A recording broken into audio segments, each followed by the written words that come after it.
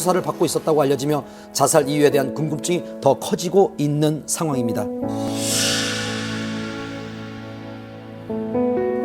의혹은 그야말로 의혹일 뿐입니다. 왜 이런 극단적인 선택을 할 수밖에 없었는지 오랜 지인과 고인의 주변을 취재하며 조심스럽게 진실에 접근해봤습니다.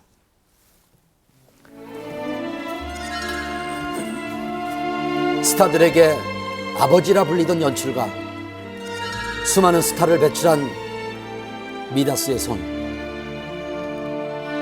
굵은 연출과 새로운 시도로 한국 드라마사의 한 획을 그은 거장이 우리 곁을 떠났습니다. 고 김종환 PD는 수사반장을 시작으로 여명의 눈동자, 모래시계, 백야 3.98, 태왕사신기, 신이 등을 연출한 스타 PD였습니다. 그동안 한국 드라마 독종, 독사라고 불릴 만큼 무서운 추진력과 카리스마를 보여줬던 그가 왜 극단적인 선택을 한 것일까요? 어떻게든 살아서 끝까지 내 옆에 있어.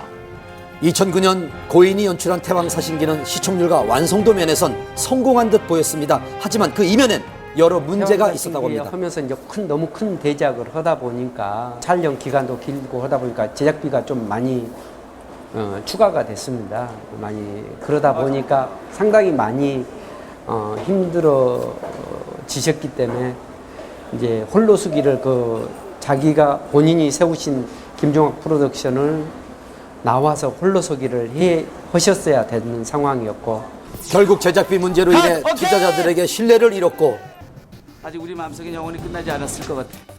자신의 이름을 내걸고 만든 제작사에서도 나와야 했습니다.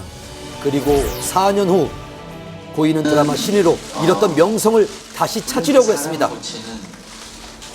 하지만 또다시 제작비가 고인의 발목을 잡았습니다. 기본적으로 현대물이 회당 제작비가 3억 정도 든다고 치면은 사극은 적게는 1.5배, 많게는 2배 가까이 들거든요. 더군다나 그 신의 같은 경우는 워낙 CG가 많이 들어간 드라마였고, 또 한 가지 추가적으로 말씀드리면 기획 단계가 굉장히 길었어요.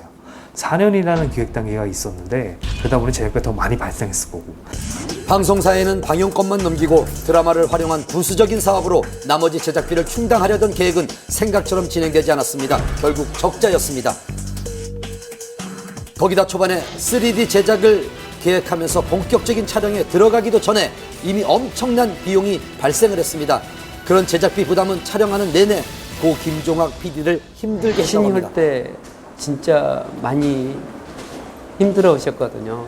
우리 찍을 때 또 전화가 오고 투자자들이 전화 오고 뭐 이런 식의 전화 오기 때문에 진짜 많이 힘들어 하셨어요. 제가 알기로는 신이 제작사가 몇 번을 바뀌었어요. 중간 과정에서 이제 감독님 입장에서 투자가 안 되니까 제작사를 이렇게 옮겨질 수밖에 없었고, 이런 과정에 있어서 경제적인 손실이 굉장히 많았던 걸로 알고 있습니다. 거기다가 드라마도 크게 성공하지 못하면서 종영 이후 후폭풍에 시달리게 됩니다. 결국 지난 5월 드라마 스태프와 배우들에게 피소를 당하는 상황까지 이르게 됐습니다. 누구보다 자존심이 강했던 김종학 PD가 최근 1년의 검찰 수사라든가 그리고 소송의 문제에 연루되면서 자존심에 큰 상처를 받았던 것은 사실입니다. 제작자, 사업가로서의 김종학이라고 하는 부분들이 상당 부분 미숙한 부분들을 많이 드러냈고, 이러한 부분들이 연출가로서의 명성에 흠이 가게 함으로써 결과적으로 극단적인 선택을 하지 않았나라고 이렇게 추측을 할 수가 있죠. 하지만 김종학 PD는 최근까지도 중국을 오가며 새로운 드라마를 준비하고 있었다고 합니다. 연출을 작품을 하셔가지고 스태프들이나 연기자들에게 본인이 뭐 도의적인 책임을 져야 되지 않나 해서 조금이라도 어떻게 조금씩이라도 해서 가법을 생각으로 좀 중국에서 많이 뛰고 계셨었어요. 5일 전에 통화할 때 이랬고 진짜 작품 생각밖에 안 하셨거든요. 근데 진짜 며칠 사이에 이런 생각을 가지신 것 같아요.